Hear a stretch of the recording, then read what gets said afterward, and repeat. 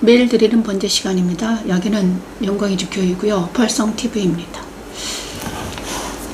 온라인에서 예배를 드리고 있습니다. 그리고 지금은 11시인데요. 오전 11시입니다. 다시 이 시간에 하나님을 아침에 번제를 드리기로 원합니다.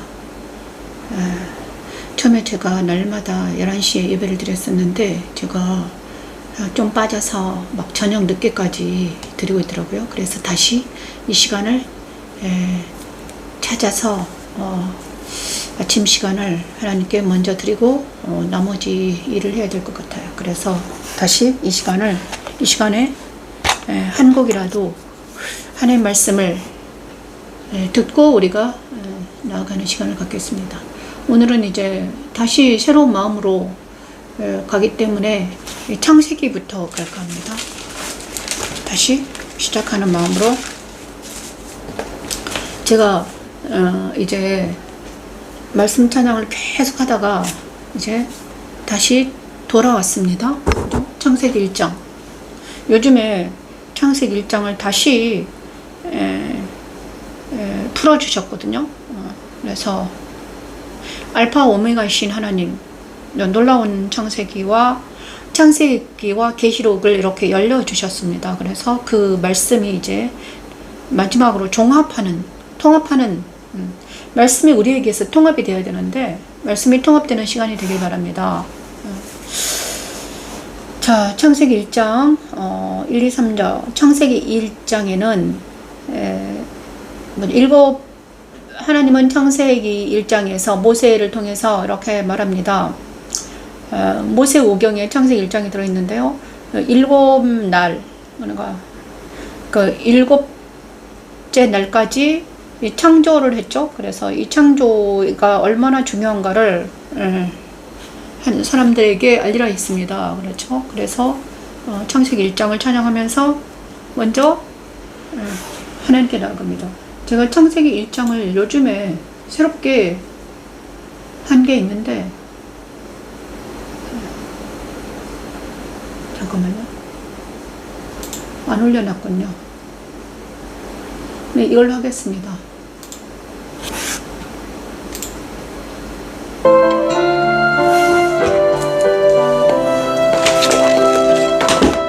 태초에 하나님이 천지를 창조하시니라.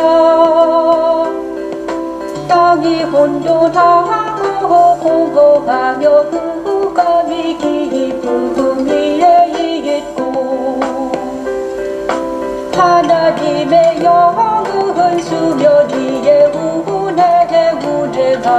운행하시리라. 하나님이 이루시되 빛이 있으라 하시니 빛이 있었고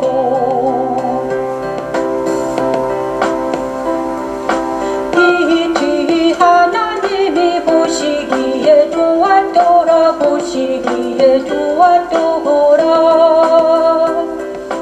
하나님이 빛과 어둠을 나누사 하나님이 빛을 낮이라 부르시고 어둠을 밤이라 부르시고 저녁이 되고 아침이 되니 이는 첫째 날이니라. 천지창조 첫째 날 빛이 있으라 하신 하나님의 말씀은 그리스도의 탄생을 의미하며 모세시대 회막의 동문으로 들어간 어린 양을 의미합니다. 바울이 만난 그리스도는 곧 요한이 증거한 말씀이십니다. 그리스도는 내 안에도 빛으로 오셔서 세상과 하나님의 나라를 나누어 주셨습니다.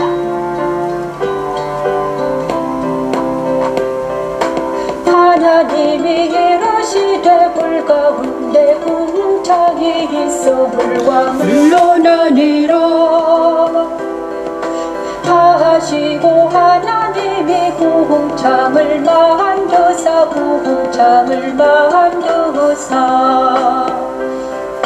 궁창 아래에 물과 궁창 위에 물을 넣어 나비게 하시리 그대로 되리라 그대로 되리라 그대로 되리라 하나님이 공창을 하느리라 하느리라 부르시리라 저녁이 되고 아침이 되니 이는 둘째 날이니라 천지창조 둘째 날 나누라 하신 하나님의 말씀은 곧 예수 그리스도 십자가에서 이루어졌으며 모세시대 번제단에서 일어난 일과 같습니다. 바울은 그리스도 십자가에서 자신의 옛사람의 죽음을 체험합니다. 하나님은 나를 그리스도와 함께 십자가 죽음에 참여하게 하시고 성령 세례를 경험하게 하십니다. 하나님이 이루시되 저나의 물과 위한 뜻으로 보이리로 무치 드러나라 하시니 그대로 되리라 하나님이 무줄 땅이라 부르시고 인물을 바다라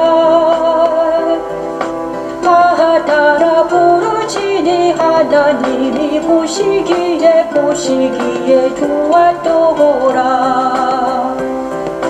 하나님이 이르시되 땅은 불과 심에는 채소와 각기 종류대로 씨 가진 열매 맺는 나무를 내라 하시니 그대로 되요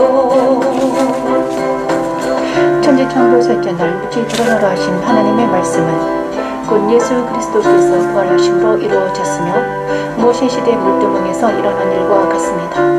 바울은 그리스도 부활에 참여한 자신을 새 사람이라고 말합니다. 십자가도는 나에게 빛으로 오셔서 십자가에서 나의 옛사람을 죽음에 넘기우시고 새 사람으로 거듭나게 하여 그리스도 연합되어 살게 하는 하나님의 능력이며 하나님의 지혜입니다.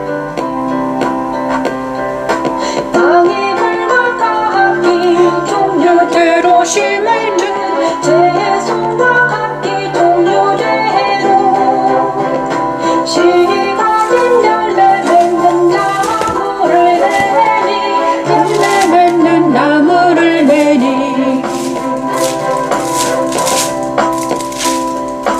하나님이 보시기에 좋았더라 저녁이 되고 아침이 되니 이른 셋째 날이리라 자, 오늘 저에게 아침에 이 천지창조와 오늘 주신 하나님 말씀은 통합하라는 거였습니다. 말씀을 통합해라.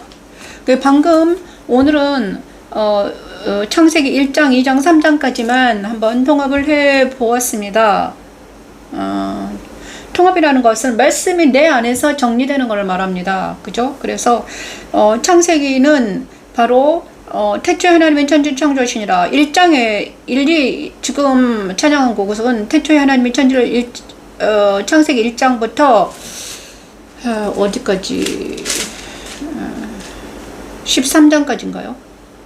무치 드러나라 셋째 날 13장까지를 찬양을 했습니다. 1장부터 13장까지 아니다 1장 1절에서 13절까지를 찬양을 했거든요. 근데 거기에 창세기 1, 2 첫째 날, 둘째 날, 셋째 날까지 들어있습니다. 그런데 창세기 첫째 날은 창세기 1장의 첫째 날은 하나님이 천지를 창조하시는 7날 중에서 3가지 셋째 날까지였는데 첫째 날은 빛이 있으라. 자, 창세기에는요 창조할 때 하나님은요 다 명령어를 주십니다. 명령하면 그대로 되었습니다. 명령어 그죠? 그래 명령어가 있는데 바로 첫째 날 명령어는 빛이 있으라, 둘째 날은 나누어라, 셋째 날은 무지 드러나라는 명령을 하셨습니다. 그래서 천지가 창조를 되었죠. 그 다음에 빛이 있으라 그랬더니 땅에 혼돈과 공허 흑암이 깊음에 있는데 그래 하나님이 수면 위에 운행하고 계셨는데 이 땅에 빛을 비추셨습니다. 그죠? 빛이 있으라 했더니 이 땅에 빛과 어둠을 나누셔가지고 빛을 비추셨습니다. 땅은 어디에 있었습니까? 바다 속에 들어 있었습니다. 땅이 드러나지 않았어요. 물이 수면 위에 가져가고 있어요. 온 세상이 물로 가득했는데, 그죠? 물로 가득했어요. 완전 공간이 없었어요. 그런데 공간이 없었는데 그 속에 뭐가 있었다? 물로 가득하는데 그 수면 위에는 하나님이 운행하고 계셨다는 거죠. 그 다음에 그 물 속에는 뭐가 있었다? 땅이 있었는데 뭡니까? 그 땅이라는 곳에 땅이 빛도 없고 아무것도 없었다. 그죠? 혼돈하고 공허, 흑암이 기품이 있더라. 그런데 그 땅 속에 뭐가 있었다? 뭘 주셨습니까? 빛이 있으라 하셨다는 거예요. 근데 그 빛이 여기서 천지 창조는 물질의 창조도 있고요. 그죠? 영의 창조도 있습니다. 그죠? 그런데 하나님은 이 물질 세계의 창조 속에 뭘 감추어 두셨습니까? 십자가 계시를 감추어 두셨는데 그것이 바로 영의 창조입니다. 그렇죠? 그래 내 마음 안에 내가 처음에는 물질로 태어났습니다. 그죠? 나는 물질로 태어났습니다. 그 다음에 이거는 물질이에요. 그죠? 살과 피 그잖아요. 물질은 뭐예요? 소모되는 거예요. 언젠가는 소모되는 거잖아요. 그런데 이 물질로 된 나에게 뭘 주셨습니까? 뭘 주셨어요? 뭘 주셨습니까? 영적인 존재가 연합이 된다는 거예요. 영의 요소를 나에게 비추셨다는 거예요. 그것이 땅이 혼돈하고 공허 흑암이 기쁨이 있는데 하나님의 영이 수면에 있는데 빛이 있으라 해가지고 그 빛이 어디에 들어갔다? 물질 속인 나에게 영적인 그 빛이 나에게 들어온 거예요. 그것이 바로 첫째 날입니다. 그래서 동문으로 들어가는, 그런데 이 빛이 바로 누구셨다? 요한복음 1장 1절에는 뭐였습니까? 빛이 있으라는 그 빛이 바로 예수라는 것입니다. 그죠? 그래서 천지창조 첫째 날, 키워드가 있는데, 키워드가 있습니다. 그러니 빛이 있으라는 하나님의 명령이 있었고, 하나님의 명령이 있으니까 어떻게 된다? 그대로 됐다는 거예요. 근데 그대로 됐다는데 이 천지 창조에 우리가 해석할 때 물질의 세계를 창조한 것과 그 속에 물질 세계를 창조한 동시에 뭐가 창조됐다? 영의 세계를 창조했다는 것을 거기에다가 비유로 설명해 놨다 이것입니다. 지금 이 천지 창조 이 창세기는요 모세에게 주신 말씀입니다. 그렇죠? 모세는 BC 1500년 경에 살았던 사람이잖아요. 그죠? 그 다음에 우리로부터는 2000년이니까 한 3500년 전에 살았던 사람에게 하나님이 말씀하신 내용이에요. 내 천지는 어떻게 창조되는지 아느냐, 인간은 어떤 존재인가 아느냐, 막 이러면서 하나님이 말씀해 주신 거잖아요. 성령으로 통해서. 그런데 천지창조 속에 뭐가 들어있더라? 인간의 십자가의 계시가 들어있더라 이것입니다. 하나님의 어떤 섭리가, 하나님의 계획이 천지창조에 들어있단다 이렇게 말씀해 주셨어요. 그래서 그 빛이 있으라는 그 빛은 내가 아무것도 없는 상태의 무에서 뭘 창조했다? 땅에 빛을 비췄더니 빛이 있었다. 그런 이 빛은 태양의 빛이 아니다. 이 빛은 뭐다? 예수다. 이거를 영적으로 해석을 해야지만 우리가 이해를 할 수 있어요. 그런데 이거를 우리에게 연관이 된다면 나라는 땅에 빛이 비춘 사건으로 천지창조 첫째 날을 이해를 해야 된다 이것입니다. 그리고 나서 이거를, 그런데 이 역사적인 사건이 어떻게 또 이루어지는가? 모세 시대에는 모세에게 이렇게 말했죠. 어서 오십시오. 모세 시대는 동문으로 들어가는 어린 양에 의해서 이것이 재현됐더라 이것입니다. 자, 하나님께서는요 모세에게 지금 천지 창조에 대해서 말씀해 주시고 계세요. 그리고 모세에게 너는 어떻게 했다? 동문으로 들어가는 어린 양 성막을 만들어서 뭘 해라? 재현을 해라 이렇게 말했습니다. 동문으로 들어가는 어린 양. 그리고 나서 그 다음에 이 모세 시대는 이것이 십자가도인데 모세 시대는 성막으로 제조해서 이거를 만들어라, 재현을 해라 이렇게 말했거든요. 그런데 예수께서는 그것을 그대로 이루어진 거예요. 하나님의 명령이 예수님이 오셔가지고 제조된 성막대로 그 길을 가신 것입니다, 여러분. 그래서 창세기 1장의 그 명령이 모세 시대는 성막의 동문으로 만들어서 동문으로 뭐가 들어갔습니까? 어린 양이 들어가더니, 그죠? 어린 양이 들어가서 번제 당하고, 그 다음에 지성소에는 뭐 어린 양이 피가 뿌려지죠. 이것이 하나님이 원하시는 계획이었습니다. 그런데 예수님께서는 그대로 예수님이 탄생하셨습니다. 예수님이 이 땅에 오신 이유는 무엇입니까? 속죄 양이 되시기 위해서 오셨잖아요. 그죠? 그리고 나서 그것을 그죠? 그리고 나서 그것을 누구에게 글러 쓰라고 그랬냐? 그러면 요한계시록을 쓰게 해서 그 사건을 또 기록하라 하셨습니다. 근데 요한계시록의 2장부터 3장까지는 교회에 대한 얘기가 나옵니다. 에베소에 나타난 그리스도, 그죠? 교회에 대한 얘기가 나오는데 에베소에 나타난 그리스도가 있습니다, 여러분. 자, 에베소에 나타난 그리스도는 무엇인가? 오른손에 7뼈를 붙잡고 7 금촛대 사이를 거니시는 이에 대해서 나옵니다. 요한계시록 2장 1절에 7절 말씀에 나타난 그리스도가 있는데, 오른손에 7뼈를 붙잡고 7 금촛대 사이를 거니시는 이라는 분이 나타났어. 그런데 그분이 이렇게 말하는 거야. 너희가 처음 사랑을 상실했다. 그러니 기억하고 회개하여 처음 행위를 가지라. 이렇게 말했습니다. 그렇지 않냐면 첫사랑을 잃어버리면 뭐냐? 첫대로 옮기겠다. 그리고 나서 이기는 자에게 주시는 복이 있는데요. 나고인에 있는 생명나무의 열매를 먹게 할 거야. 이렇게 예수님께서 말씀해 주셨어요. 그것을 편지를 쓰라고 그랬어요. 요한이 그렇게 썼는데 이거는 뭔가 그 다음에 이거는 무엇입니까? 요한에게 그러니까 그리스도가 탄생했고요. 그 다음에 지금은 요한 시대는요, 예수님이 십자가에 못 박히고 돌아가셨어요. 그 다음에 요한이 살았던 때는 반모섬에서 기록한 때는요, BC 한 60년 정도 AD 60년 정도 됐어요. 예수님이 십자가에 승천하시고 나서 30년 후에 썼다는 거죠. 그런데 그것을 요한이 기록을 한 거예요. 그 다음에 요한 이후로 나오는 사람들은 어떻게 그러면 예수님을 만날 수 있을까요? 그죠? 그러면 요한 이후의 사람들은 어떻게 빛이 우리에게 비추는가? 그죠? 그 빛은 어떻게 비추는가? 이 빛 대신 예수님을 만나는 거라는 거예요. 오른손에 7뼈를 붙잡고 7 금촛대 사이를 거니신 이를 만나야지만이 어떻게 된다? 낙원에 있는 생명나무의 열매를 먹게 된단다. 이렇게 말씀하신 거예요. 그러면 낙원에 있는 생명나무는 무엇인가? 그죠? 도대체 낙원에 있는 생명나무를 먹는다는 게 뭘까? 그랬더니 계시록에 있잖아. 계시록 1장 3절에 뭐냐 그러면요. 계시록 1장 3절에 어떻게 하고 있는가? 계시록 1장 3절에 여러분 들을 게 있는 자는 들으시길 바랍니다. 이거는 엄청난 얘기를 하고 있는 거예요. 그죠? 계시록 1장 3절에 뭐냐 그러면 이 예언의 말씀을 읽는 자와 듣는 자와 그 가운데 기록한 것을 지키는 자는 복이 있나니 때가 가까움이라 이렇게 말했습니다. 자, 그렇죠? 그러면 내가 생명나무의 열매를 먹는 게 뭘까요? 그랬더니 말씀을 먹는 거를 말하는 거예요. 이 예언의 말씀을 읽는 자와 듣는 자와 그 가운데 기록한 것을 지키는 자는 복이 있다.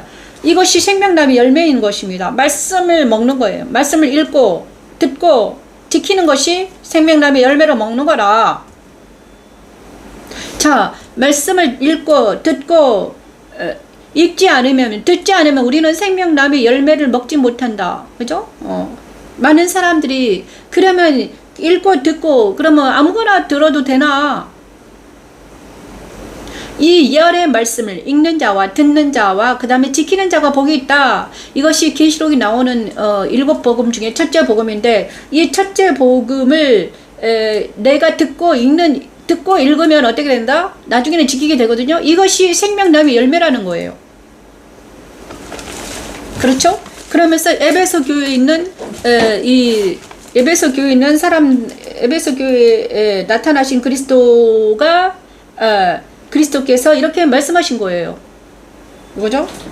그래서 내가 생명나무의 열매를 먹는다는 것은 읽고 듣고 지키는 것이다. 그죠? 예언의 말씀을 읽고 듣고 듣는 자에게 복이 있다. 그리고 나서 그것을 지키는 자에게는 복이 주어지는 건데, 그렇다. 생명나무 열매를 먹는 것은 뭐다? 그런데 누구에게서 달리는 열매인가? 이 예언의 말씀은 누구입니까? 바로 예수죠. 예수님의 말씀을 읽고 듣고 지키는 자는 복이 있다는 것을 계시록에서 1장 3절에 써 있습니다. 그러므로 천지창조 첫전을 빛이 있으라선 그 빛이 누구에게 비추어야 되는가? 예수님이 동문으로 들어온 어린 양, 그죠? 그 다음에 예수님이 탄생하셨는데 그 예수님의 탄생이 나에게 적용돼야지만이 된다는 거예요, 여러분. 그죠? 그죠? 그 다음에 나에게 적용되는 것은 예수님을 통한 말씀이 나에게 들어와야 된다는 거예요. 읽고 들어야 된다는 거예요. 그죠?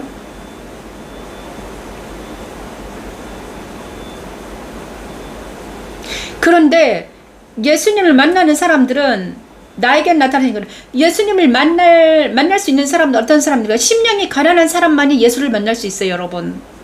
심령이 가난한 사람들, 그죠? 산상복음에는요, 산상수훈에서 심령이 가난한 자는 복이 있다고 그랬잖아요. 자, 심령이 가난한 건 뭐예요? 내 마음이 가난해야 돼요. 만약에 내 마음이 가난하다는 건 무엇입니까? 이 세상의 것들로는 만족하지 못한다.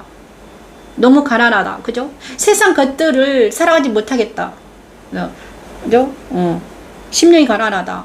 세상 것들로는 내가 만족이 안 된다. 이럴 때 심령이 가난하게 되는 거예요. 그러면 그 가난한 자에게 누가 준다? 예수님을 만나서 예수를 만났는데 가난한 상태에서 만나니까 그 말씀이 너무 꿀송이처럼 달더라. 그죠? 그게 그리고 나서 두 번째는 천지창조 둘째 날 나뉘어라 말씀하셨어요. 천지창조 둘째 날은요, 묻히 들어라, 물과 물을 나뉘어라 했거든요. 근데 나뉘어라는 무엇인가? 천지창조 둘째 나뉘어라는 바로 모세 시대는 번제단에서 일어난 일을, 자, 모세에게 천지창조 둘째는 무슨 일이 일어난 줄 아니? 둘째 날은 내가 키워드가 나뉘어라 한다. 나뉘어라는 뭘까? 물과 물을 나뉘라고 했다. 그랬더니 물과 물이 나뉘어지고 궁창이 생겼단다. 그죠? 근데 천하의 물이 한 곳으로 모이고 물이 아침에 저녁이 되니 둘째 날에는 뭐가 생겼는지 아니? 하늘이 생겼다. 그러므로 천지창조에 처음에는 아무것도 없었는데 땅속에 빛이 비쳤고, 그 다음에 둘째 날은 나뉘어라 그래가지고 궁창이 생기고 나서 하늘이 생겼다. 그렇죠? 근데 이거는 뭔 줄 아니? 근데 우리 심령에 이것이 영적으로는 우리에게 나타나는 거라고 그랬잖아요. 나에게 일어난 일인데, 자, 역사적으로도 일어난 거란다. 모세 시대는 그러면 이게 나뉘는 역사가 일어나야 되는데, 이 나뉘는 역사가 어떻게 이루어지는 거가? 자, 성막에 두 번째 기구가 있는데요. 동문으로 들어가면은 두 번째는요, 번제단이 있습니다. 번제단에서 일어난 일이 바로 이 일이란다. 이렇게 말씀해 주셨습니다. 번제단은 바로 뭘 하는 것입니까? 양이 동문으로 들어가서, 어린 양이 동문으로 들어가요. 그러니 어린 양이 동문으로 들어가면 그 동문에 들어간 어린 양에게 지인들이 안수를 해요. 그리고 나서 이 어린 양은 뭐죠? 이제 죄인이 돼가지고 죄가 전수받은 어린 양이에요. 그리고 얘는 어디로 들어가야 돼? 번제단에서 뭐죠? 죽임을 당해야 돼요. 그게 바로 번제단에서 어린 양이 죽임을 당하는 거예요. 그죠? 그것이 바로 두 번째 사건인데, 이거를 통해서 그러니까 나뉘어라는 것은요, 하늘이 생긴다는 것은 죄와 상관없는 어떤 것이 생긴다는 거예요. 우리 안에. 그죠? 그거는 내 안에 이 하늘이 생긴다는 거는 죄와 상관없는 어떤 부분이 생긴다는 거야. 그죠? 하나님 나라가 나 안에 생긴다는 거죠. 근데 이 하나님 나라에 내가 소속하기 위해서는 어떻게 해야 돼? 내가 내 안에 있는 죄와 악이 제거돼야지 내가 하나님 나라에서 내가 거듭날 수 있는 거예요. 그것을 표현한 거야. 근데 그래서 번제단이 필요한 거예요. 그죠? 번제단은 뭐가 필요하다? 뭐가 있었다? 어린 양이 죽어 가야지만이, 피를 흘려야지만이 죄를 사함받기 위해 때문에 하나님께서는 피를 흘려야 죄를 사함받을 수 있어. 이렇게 말씀해 주셨어요. 그래가지고 이 번제날에서 어린 양이 피를 흘려야지만 네 죄를 사함받을 수 있단다. 그죠? 그래서 네 대신 누가 흘려야 돼? 어린 양이, 흠없는 어린 양이 어떻게든 피를 흘려야지 네 죄를 사해 줄게. 이렇게 했습니다. 그리고 네 더러운 피를 흘려야 되는데 네가 지금 내가 피를 흘리면 죽잖아요. 그러니까 내 대신 누가 죽어? 어린 양이 죽어가는 거예요. 그것을 번제단에서 해야지만이 네가 죄사함 받을 수 있어. 그리고 나서 번제단의 뿔에 그 피를 발라야 돼요.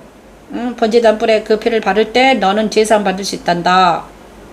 이렇게 말했습니다. 그런데 이 번제단의 뿔에 피를 바르고 나서 이 피를 받아다가 속죄소에 가서 지성소에 있는 속죄소에 가서 또 뿌려야 되는데 이게 온전한 속죄거든요. 그런데 이 번제단에서 속죄하신 분은 누군가? 바로 누가 예수님께서 십자가에서 해 주셨습니다. 그죠? 번제단에서는 옛날에 모세 시대는 어린 양을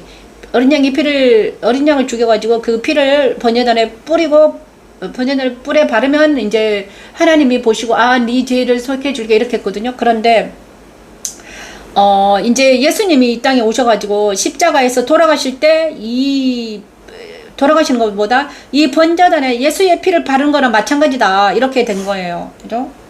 그래서 그리스도 십자가는 뭐다? 이 번제단에서 피를 뿌리는 거예요.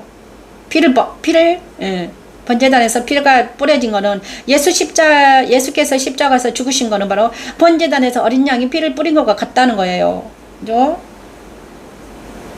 그래서 이거를 예수께서 그러니까 천지창조 둘째를 나누어라 하신 그 명령이 모세 시대 번제단에서 어린 양이 자기 대신 어린 양이 죽어가는 걸 보고 제사를 받았잖아요. 그 다음에 번제단의 뿔에 피를 바를 때 제사를 받았는데 두 번째는 뭔가 이제 예수님께서 십자가에서 죽으심으로 그 번제단에서 죽으심으로 이게 모든 인류의 죄를 속해 주셨다는 거예요. 그게 바로 속죄 양이죠. 그래서 어린 양이라고 그래요. 그 다음에 이것을 요한을 통해서 하나님이 기록해 놓으셨는데 그러면 앞으로 예수님이 이제 돌아가셨는데 그죠? 옛날에 모세 시대는 번제단에서 어린 양이 죽어가는 것을 진짜 어린 양이 죽을 때 나는 제사함 받았는 모세 시대 그죠? 그런데 우리는 신약 시대와 그 다음에 그 후 세대는 어떻게 하면 우리가 속죄함을 받을 수 있을까요? 죄사함 받을 수 있을까요? 그랬더니 요한에게는 이렇게 말했어요. 서머나 교회에 처음이요 마지막이요 죽었다가 살아나시를 만나면 어떻게 된다? 어떻게 해요? 생명의 관을 받고 둘째 사망회를 받지 않게 된단다 이렇게 말하신 거예요. 서머나 교회 계시록 2장 8에서 11절 말씀 그죠? 서머나 교회 나타나신 그리스도 그죠? 서머나 교회 나타나신 그리스도는 죽었다 살아나시니 처음이요 마지막에 죽었다 살아나신을 만나서 생명의 관을 받고 둘째 사망을 받지 않게 된단다. 그러므로 다시 한번 말하면 있잖아요. 예수 십자가에 선다는 것은 바로 이거랑 마찬가지예요. 서머나 교회 나타난 예수님 만나는 것과 마찬가지죠. 그래야지 예수 십자가에 서서 내 옛사람이 죽어지고 그리스도 십자가와 함께 넘어가고 그 다음에 넘어가야지만이 내가 생명의 관을 받고 둘째 사망회를 받지 않게 된다는 거예요. 이것이 천지창조 둘째를 나누어라 하신 말씀이 누구에게 번제단에서 되더니 서머나 교회에서 이렇게 나타난 거예요. 요한을 통해서 이렇게 계시가 됐어요. 기록하라 그랬어요. 그리고 나서 있잖아요. 이것은 그대로 있잖아요. 바울을 통해서 어떻게 됐는가? 바울은요. 첫째는 빛이 있으라. 바울은 어떻게 됐는가? 바울에게 빛을 비추시고 그 다음에 두 번째는요. 바울이 죽은 자와 산 자 로마서 6장 11절 말씀에서 그리스도와 함께 죽은 것을 경험한 거예요. 자 그러면 우리는 어떻게 하면 예수님을 제사를 받을 수 있을까요? 그랬더니 그리스도와 함께 죽으면 된다. 그리스도의 십자가에 참여하면 된단다. 이것이 바로 그리스도와 함께 죽는 것을 말하는 거예요. 이것이 바로 세례다. 그죠? 죽은 자사는 그러므로 그리스도와 함께 죽는다는 죽은 자로 여기는 것을 말하는 거죠. 그것을 서머나 교회에 나타난 처음이요 마지막에 죽었다가 살아나시를 만나는 것은 바로 내 옛사람이 죽는 것을 말하는단다. 내 안에 있는 옛사람과 세상과 사탄이 죽는 것을 말해. 바로 통해서 나타난 거예요. 그러므로 우리도 또한 똑같아요. 그리고 예수님께서는요. 그럼 어떤 사람이 이 십자가에서 다시 살아날 수 있을까요? 애통하는 자, 애통하는 자가 어떻게 살아날 수 있어요? 애통하는 자들이 있잖아요. 예수 십자가에서 그죠? 애통하는 자가 하나님 만날 수 있어요. 생명권을 받고 둘째 사망을 받지 않게 됩니다, 여러분. 애통한 자, 자기 죄 때문에 애통하는 자, 내 죄와 내 이웃의 죄와 내 나라의 죄 때문에 애통하는 자가 어떻게 된다? 십자가에서 다시 둘째 사망을 받지 아니하고 첫째 벌에 들어갈 수 있는 기회가 얻어진다. 그러므로 너희는 뭐 해라? 애통해라. 어디서? 산상수훈에서 우리 주님이 말씀해 주셨어요. 심령이 가난한 자에게는 빛을 비추시고 예수님 만나주시고, 그리고 심령이 가난하고 애통하는 자는 누구도? 십자가에서 사함을 받을 수 있죠. 그죠? 제상을 받을 수 있단다. 그리고 그러면 나는 어떻게 될까? 나는 옛날에 번제단에서 죽은 것처럼 내가 그리스도와 함께 죽는다는 것은 뭘까요? 옛날에 지금 번제단에서 내가 양을 잡아서 할까요? 그건 안 되죠. 왜냐 그러면 예수님께서 십자가에서 이미 죽으셨기 때문에 이제는 양을 잡아서 옛날에 번제단을 드려도 소용이 없는 거예요. 그런데 그럼 우리는 어떻게 될까요? 그 애통하라는 거예요. 그리고 나서 나에게 십자가에 참여한다는 것은 뭘까요? 나의 죄를 애통하는 거예요. 그죠? 자복하고 통이 회개하는 거예요. 마음을 찢고 요엘 선지자처럼 마음을 찢고 회개하는 거죠.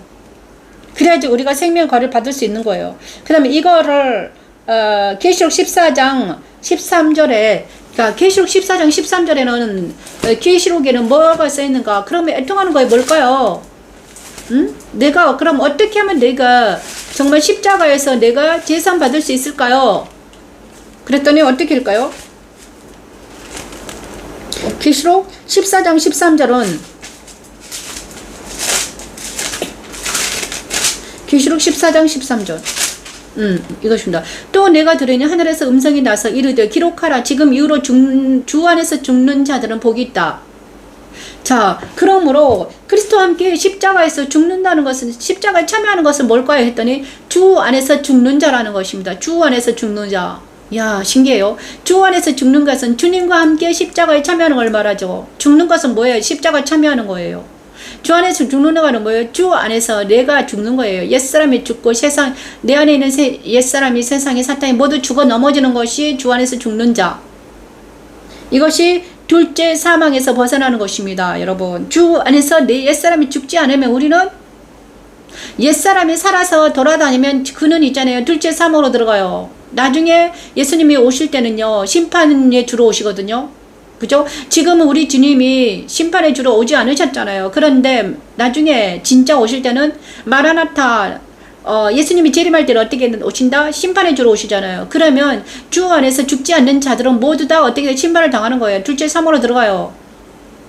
그러므로 지금은요, 복음의 시대입니다. 성령의 시대예요. 그러므로 예수 십자가에 참여하지 않는 자들은 주 안에서 죽지 아니하면 어떻게 된다? 어떻게 됩니까? 둘째 사망에, 영원히 둘째 사망에 불못으로 들어가는 것을 말하는 거예요.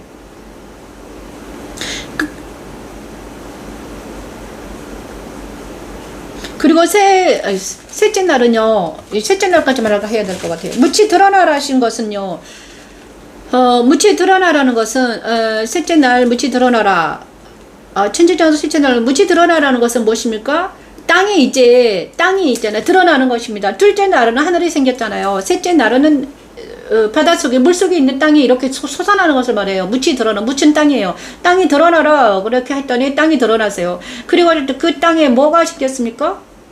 그 땅에 풀과 각기 종류대로 씨 맺는 채소와 씨 가진 열매 맺는 나무를 내니.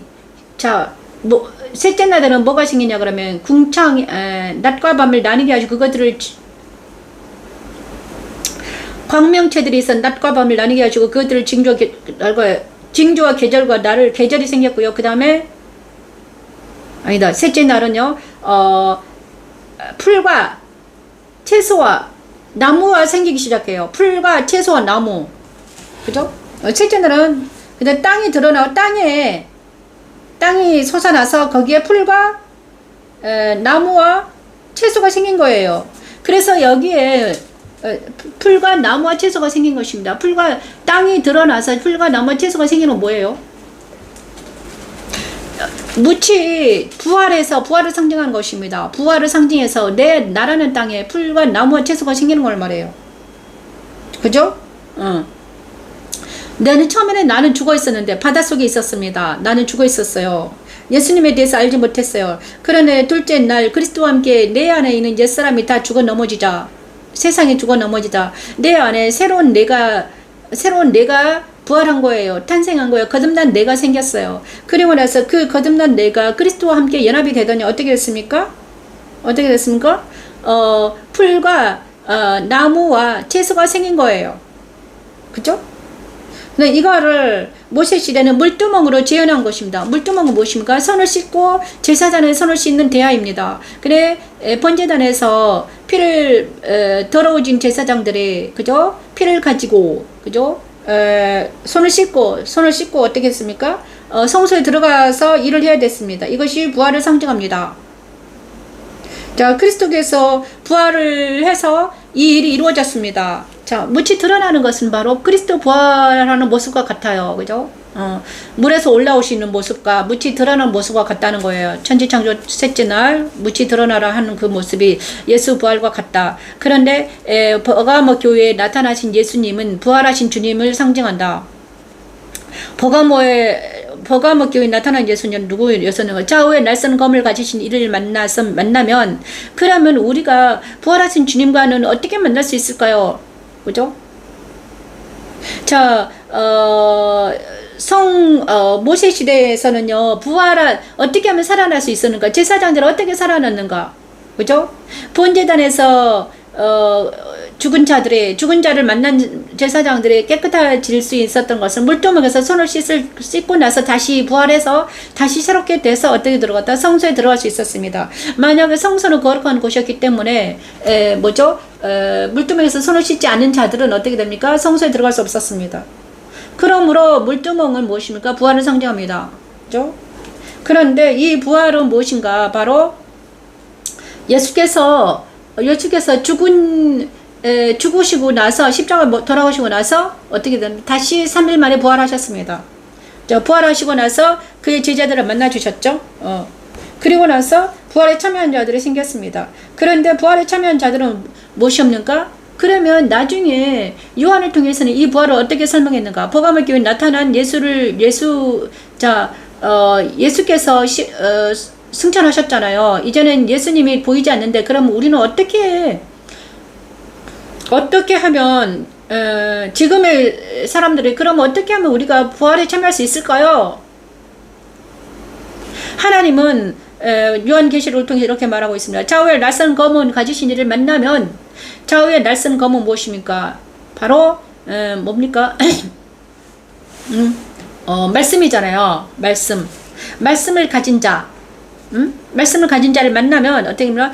그에게서 감추었던 만나와 그의 새 이름이 기록된 흰돌을 받게 된단다. 그러면 네가 부활할 수 있다. 이렇게 말했습니다.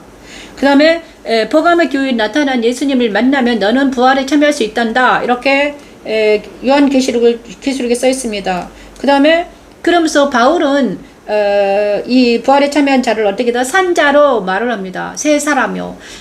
바울은 부활에 참여한 자를 로마서 6장 4, 5절 어서 오십시오. 4, 5절에 부활에 참여한 자를 뭐라 해요? 산자라고 했습니다. 자기가 거듭난 자를 산자라고 하잖아요. 그죠? 그리고 나서 그런데 이 산자를 요한계시록에는 어떻게 말하고 있는가?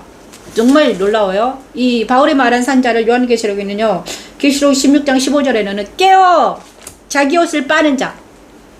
깨어난 자라고 말합니다. 깨어 있는 자. 그죠? 제가 요한계시록 16장 15절 어제 읽었는데요. 16장 15절이 뭔가 그러냐 그러면요. 보라 내가 도둑같이 오리니 누구든지 깨어 자기 옷을 지켜 벌거벗고 다니지 아니하며 자기의 부끄러움 보이지 아니하는 자는 복이 있다. 자, 깨어있는 자가 바로 산자를 말하는 거예요. 깨어있는 자.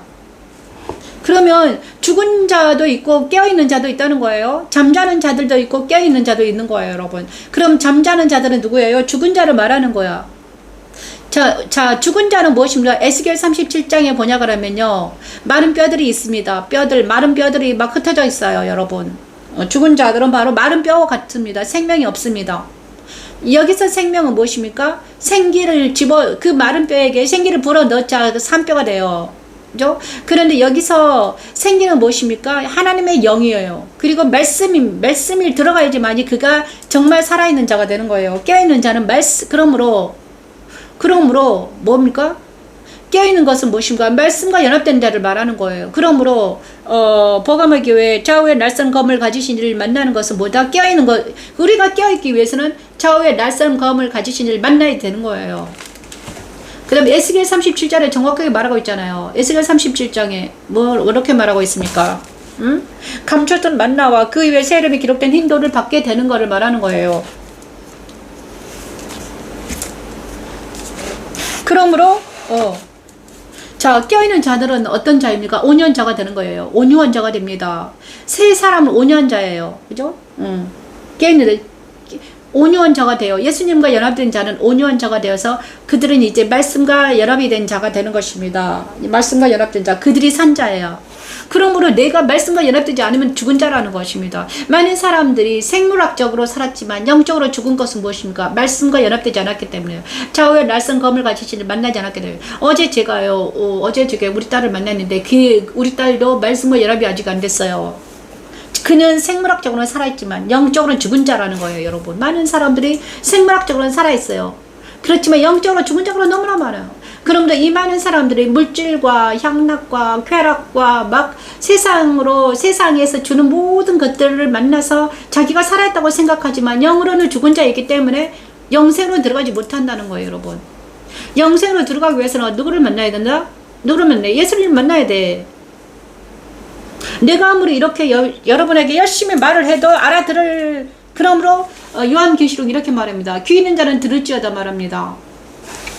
많은 사람들이 생물학적으로 살고 그 다음에 자기 집을 고치기 위해서 난리치지만 제가 우리 집 옆에 어떤 분이 새로 주인이 자기 집을 고치기 위해서 열심히 막 일주일 내내 뭔가를 하더라고요. 하지만 이 집을 썩은 집을 고치지만 언젠가는 고쳐진 이 집도 있잖아요. 언젠가는 100년이 지나면 이 집은 끝나는 거예요. 그죠? 아무리 싹 사라질 거예요. 사라지고 없는 거잖아요. 그죠? 똑같은 거예요. 그죠? 썩은 집을 고치기 위해서 옆집에서 난리가 났는데, 똑같은 거잖아요. 어떻게? 이 집은 고쳐도 한 100년 후에는 이 집이 있을지도 없죠. 모르죠. 그 사람이 죽은 이상은 어떻게 됩니까? 사라지고 없을 물건인 거란 거예요.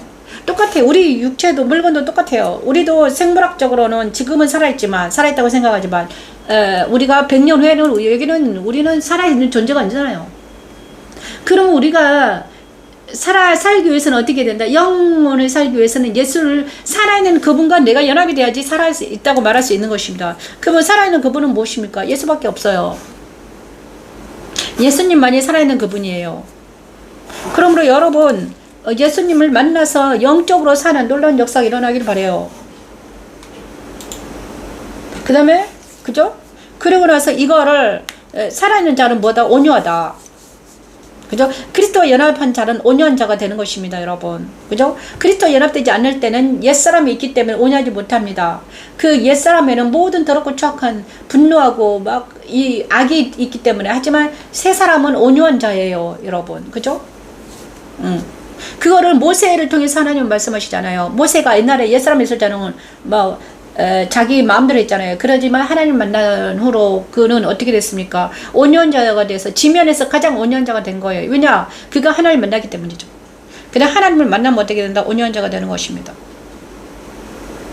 그리고 이제 11시에 날마다 아침에는 11시에 이 창세기를 풀어주실 줄 믿습니다. 오늘은 제가 창세기 1장만 풀었습니다. 1, 2, 3장 첫째 날. 자, 오늘은 창세기 1장 첫째 날과 둘째 날, 셋째 날까지 풀었습니다. 오주님 감사합니다. 창세기의 1장에 이렇게 많은 것을 풀어주시다니 너무 감사합니다. 자, 오늘 마지막 감사하며 마치겠습니다. 매일 드리는 번제 시간을 다시 시작하게 하신 하나님 감사합니다. 안녕히 계십시오. 여기는 영광이지 교회 편미시 목사였습니다.